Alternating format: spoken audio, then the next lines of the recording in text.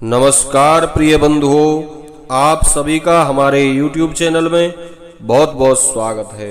बंधुओं, आज के इस वीडियो में आप श्रवण करेंगे चैत्र मास के कृष्ण पक्ष के भौम प्रदोष व्रत की पवित्र पावनी कथा। इस बारी पिछली बार की भांति ही इस बार भी भौम प्रदोष व्रत है।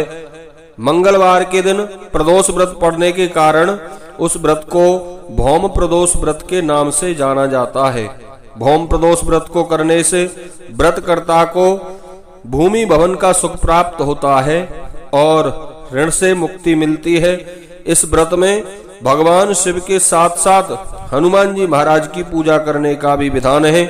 भौम प्रदोष व्रत 29 मार्च 2022 मंगलवार के दिन बंधुओं त्रयोदशी तिथि दोपहर को 2:40 से प्रारंभ हो जाएगी और प्रदोष काल अर्थात संध्या काल के समय त्रयोदशी तिथि जो है वह 29 मार्च मंगलवार को ही है। आगे 30 मार्च को त्रयोदशी तिथि दोपहर को 1:21 पर समाप्त हो जाएगी। इसलिए प्रदोष व्रत 29 मार्च मंगलवार के दिन करना है। तो चलिए प्रारंभ करते हैं भौम प्रदोष व्रत की पवित्र पावनी कथा। इस व्रत में संध्या काल के समय लगभग 5:30 से 7:30 के बीच में प्रदोष काल होता है। संध्या काल जिस समय होता है, जिस समय ना तो सूर्य उदय होते हैं और ना ही आकाश में तारे दिखाई देते हैं, जिस समय में हल्की रोशनी हल्का अंधेरा दोनों मिक्स होता है, उस समय को संध्या काल कहते हैं। संध्या अर्थात रात और दिन की संधि, रात्रि और दिन का मिलन। इस समय में शास्त्रों में बताया है पूजा करने का अनंत गुना फल प्राप्त होता है। भगवान शिव और मां पार्वती साक्षात पृथ्वी लोक में विचरण करते हैं और मेरे भोलेनाथ के जो भक्त इस समय में उनकी पूजा करते हैं, भगवान शिव उनको मनवांचित फल देते हैं। भगवान शिव की संध्या काल में प्रदोष काल में षोडशोपचार से पूजा करने के बाद बंधुओं भगवान शिव की प्रसन्नता प्राप्ति के लिए यह भौम प्रदोष व्रत की कथा हमें अवश्य ही श्रवण करनी चाहिए। तो चलिए प्रारंभ करते हैं। एक बार प्रेम से कहिए, बोलिए शंकर भगवान की जय। बंधुओं, श्री सूत जी बोले सौनकादि ऋषियों से, बोले ऋषियों अब मैं मंगल त्रयोदशी प्रदोष व्रत की विधि विधान कहता हूँ। मंगलवार का दिन व्याधियों का नाशक है। इस व्रत में एक समय व्रती को गेहूं और गुड़ का भोजन करना चाहिए। इस व्रत के करने से मनुष्य सभी पापों, रोगों और ऋणों से मुक्त हो जाता है। इसमें किसी प्रकार का संशय नहीं है। अब मैं आपको उस बुढ़िया की कथा सुनाता हूँ जिसने यह व्रत किया और मोक्ष को प्राप्त किया। अत्यंत प्राचीन काल की घटना है। एक नगर में एक बुढ़िया रहती थी।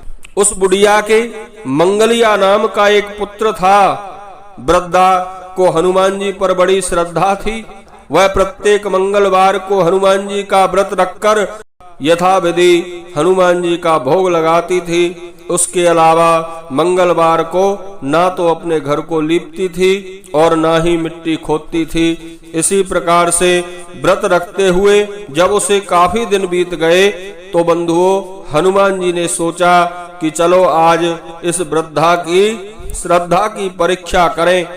हनुमान जी महाराज साधु का वेश बनाकर उसके द्वार पर जा पहुंचे और पुकारा, है कोई हनुमान भक्त जो हमारी इच्छा पूरी करे। वृद्धा ने यह पुकार सुनी तो बाहर आई और पूछा कि महाराज क्या आज्ञा है। साधु वेशधारी हनुमान जी बोले कि मैं बहुत भूखा हूँ, भोजन करना चाहता हूँ। थोड़ी सी जमीन अगर आप लीप दो तो मैं अपने हाथ से स्वयं भोजन बनाकर भोग लगाऊंगा। वृद्धा बड़ी दुविधा में पड़ गई। अंत में हाथ जोड़कर प्रार्थना की। बुढ़िया ने कहा, हे महाराज, लीपने और मिट्टी खोदने के अतिरिक्त जो काम आप कहें मैं वह करने को तैयार हूँ। साधु ने 3 बार बुढ़िया से वचन ले लिया और फिर कहा, तुम अपने बेटे को बुलाओ, मैं उसे औंधा लिटाकर उसकी पीठ पर आग जलाकर भोजन बनाऊंगा। वृद्धा ने सुना तो बंधुओं उसके पैरों तले धरती खिसक गई, मगर वह वचन हार चुकी थी। उसने मंगलिया को पुकार कर साधु महाराज के हवाले कर दिया, मगर साधु ऐसे ही मानने वाले ना थे। उन्होंने वृद्धा के हाथों से ही मंगलिया को औंधा लिटाकर उसकी पीठ पर आग जलवाई।